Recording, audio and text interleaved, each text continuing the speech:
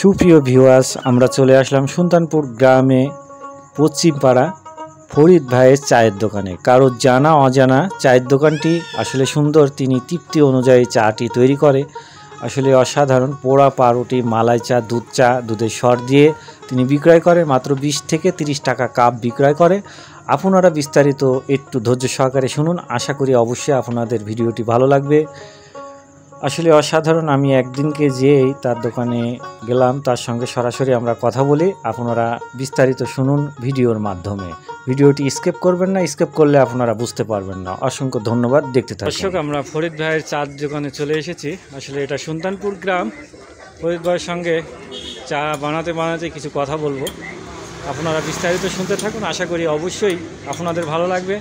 আর জায়গাটির নাম বলে দিচ্ছি, অবশ্যই আপনারা যে কোনো জায়গায় থেকে এসে এই চা, এই পাউরুটি তৃপ্তি অনুযায়ী আপনারা খেতে পারবেন। ফরিদ ভাই, কেমন আছেন?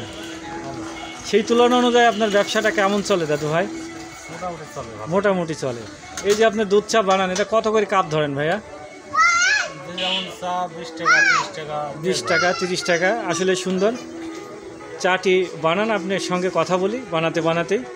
আসলে সুন্দর, সেই তুলনা অনুযায়ী সুন্দরভাবে পরিষ্কার পরিচ্ছন্নতাভাবে তিনি চা বানিয়ে দেয়। আসলে এটা আমাদের গ্রাম অঞ্চল, পৌরসভার ভিতরে। এটা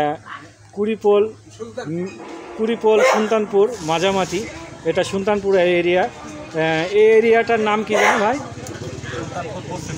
সুলতানপুর পশ্চিম পাড়া। যে কোনো দোকানে বললে পরে আপনাদের ফরিদ ভাইয়ের কথা বললেই আশা করি এই চায়ের দোকানটিকে আপনারা যে কোনো ভ্যানালাকে ও মিরপুর বাজার থেকে জিজ্ঞাসা করলে আপনাদের ফরিদ ভাইয়ের দোকানে নিয়ে আসবে আশা করি। সুন্দরভাবে মানসম্মতভাবে তিনি চা বানায়। আসলে সুন্দর। আসলে এখানে আমি একদিন এসেছি, আমার বন্ধু এখানে নিয়ে এসেছিল রাত্রে, কিন্তু আসলে ফরিদ ভাইয়ের কথাগুলো বললাম। সেই তুলনা অনুযায়ী আমার নিজের বাচ্চাকেও আমি নিয়ে এসেছি। আজকে শুক্রবার, দেখতেই পাচ্ছেন সুন্দরভাবে পরিপাটা করে তিনি চা বানিয়ে দিচ্ছেন। এর সঙ্গে হবে পোড়া রুটি। আসলে আমাদের মিরপুরের ভিতরে যে ঐতিহ্য একটি খাদ্য, আসলে অনেকে জানে না যে এই দোকানটি, যে সুলতানপুরের ভিতরে পশ্চিম পাড়ার ভিতরে ফরিদ ভাইয়ের দোকান, চায়ের দোকানটি আছে।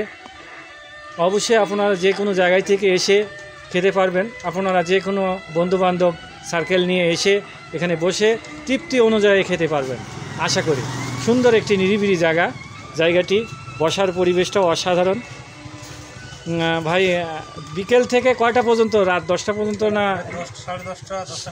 10টা সাড়ে 10টা পর্যন্ত দোকানটি খোলা থাকে। অবশ্যই আপনারা যে কোনো জায়গায় থেকে এসে নিঃসন্দেহে চাটি তৃপ্তি অনুযায়ী খেতে পারবেন।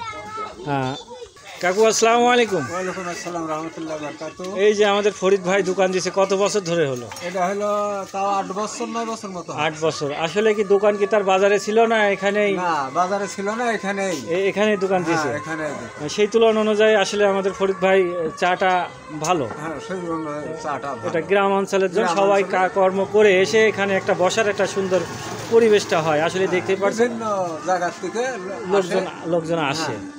দেখতেই পাচ্ছেন আমরা এখানে পার্শ্ববর্তী গ্রামের লোকজনের সঙ্গে কথা বলছি, আমাদের কাকার সঙ্গে কথা বললাম। আসলে দৃশ্যটি তুলে ধরলাম আজকে আপনাদের মাঝে। ভিডিওটি আপনাদের মাঝে গেলে অবশ্যই আরেকজন দেখার সুযোগ করে দেবেন। আপনাদের জন্যই কিছু দৃশ্য আজকে আপনাদের মাঝে তুলে ধরলাম। এই যে আমাদের দুইটা ছেলে আমার চা খাওয়ার জন্য এসেছে। গল্প করছিলাম, সেই গল্প অনুযায়ী চলে এসেছে। এই যে দেখতে